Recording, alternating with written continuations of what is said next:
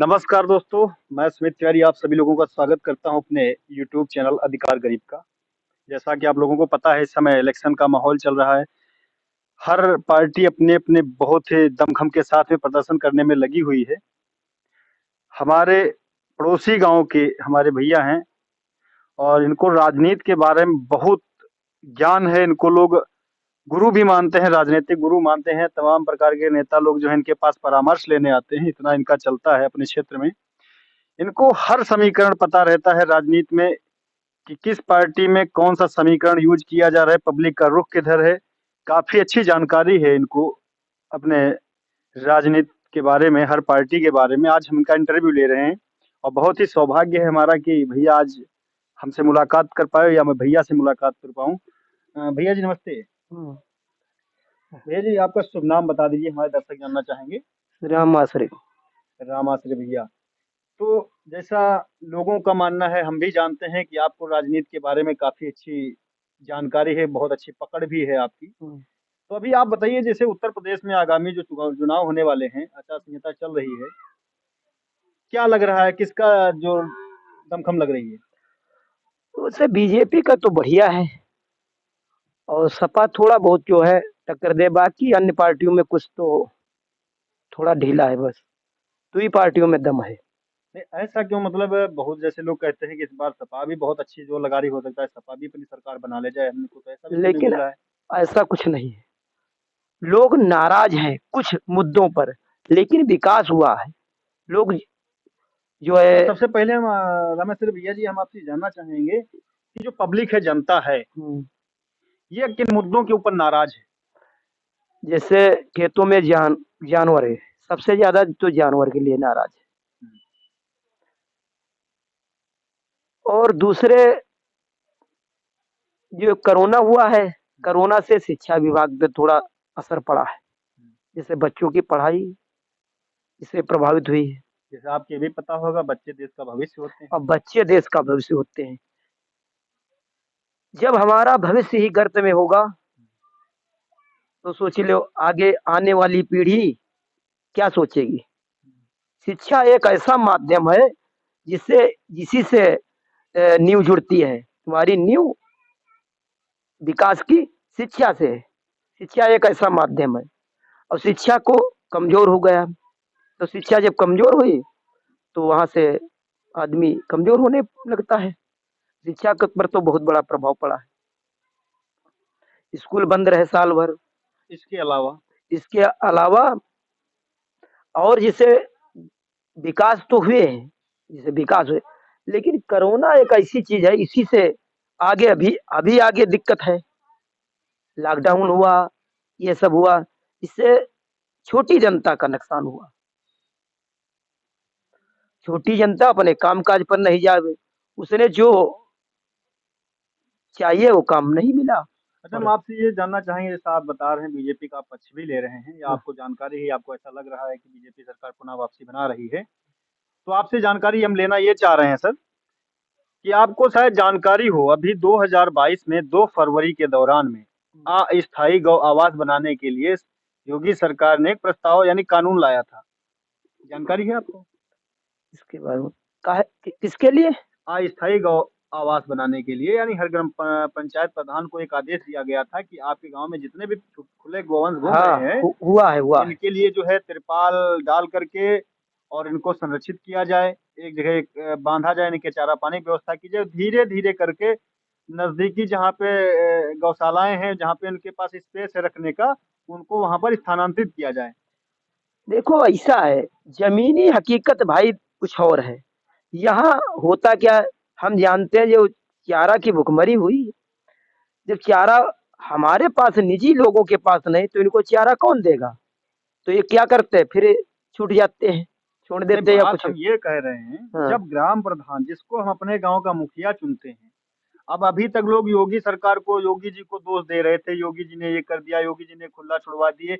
लेकिन जब अब सरकार जो है ग्राम प्रधानों को, ग्राम सचिव को, साथ में लेखपाल को ये दायित्व दिया जा रहा है, खुला खुला आपने शासनादेश पढ़िएगा, मैं आपको पढ़ा दूंगा। हम्म, जहाँ पे सीधा सीधा योगी सरकार के जो कानून में आया है कि तत्कालीन व्यवस्था के अंतर्गत हम्म, जितने भी ये गांव में फर्जी जानवर घूम रहे, गौवंश घूम रहा है, इनकी अकाल मृत्यु हो जाती है, सड़क क्रॉस करते हैं, इनके दुर्घटना हो जाती है, इस कड़कती ठंड में ये सुकुड़ सुकुड़ मर जा रहे हैं। तो इनकी रोकथाम के लिए, इनको संरक्षित करने के लिए सरकार ने कानून लगाया। कानून के अंतर्गत जानकारी दी कि कम से कम 30 जानवरों की व्यवस्था ग्राम प्रधान कर सकता है। इसके लिए सरकार द्वारा बजट भी बनाया जाएगा। इसके बावजूद लास्ट 10 तारीख थी, 10 तारीख तक टारगेट दिया गया था, 10 जनवरी 2022 तक जितने भी एक्स्ट्रा गोवंश इधर उधर खेतों में भ्रमण कर रहे हैं, किसानों को नुकसान कर रहे हैं, ये सब संरक्षित कर लिए जाएं और धीरे धीरे करके गौशालाओं में स्थानांतरित कर दिए जाएं। लेकिन आपको ये देखने को मिला, आज भी देखो गाय गौवंश घूम रहा है, हमारे पीछे भी वो एक देखो टहल रहा है। क्या कहना है योगी जी के सरकार में इतने सख्त प्रशासन में प्रशासनिक कार्रवाई बहुत सख्ती से होती है, लेकिन उसके बावजूद ये फेलियर क्यों?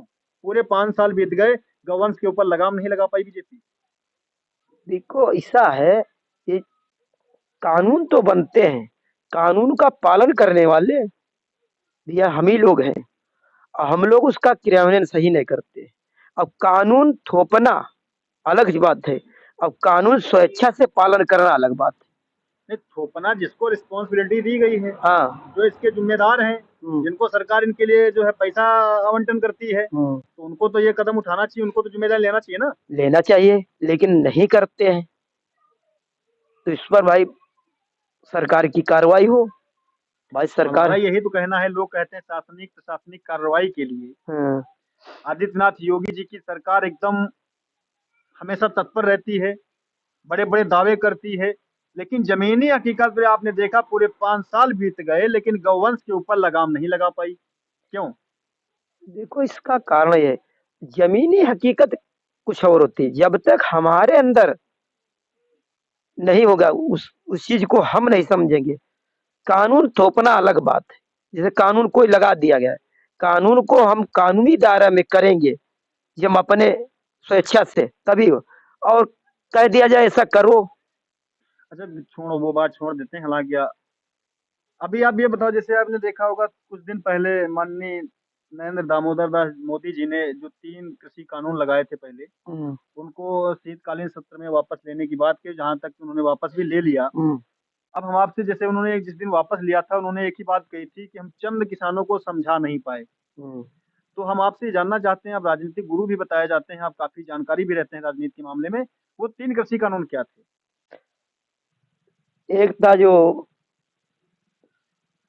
ये, उसको भ्रमित, अरे इसको भ्रमित किया हम गया। आप मायने बता दीजिए, भ्रमित छोड़ दीजिए, क्या प्रणाली के उसके अंतर्गत क्या क्या होता है ये बता दीजिए आप। इसको एमएसपी वाला अच्छा तो ये सुनिए, हमको छोड़ो एमएसपी, वो लास्ट की बात। आप ये बताओ, ये सही थे या गलत थे? देखो, कानून कोई बनता है, उस पर क्या होता है, मंथन करके कानून बनाए जाते हैं। जिनका नुकसान होता है, कुछ नुकसान होता है, वो लोग उसका विरोध करते हैं। विरोध में जब पब्लिक ज्यादा हो जाती है तो उसको विरोध स्वाभाविक, और जनता का विरोध सर्वोपरि है।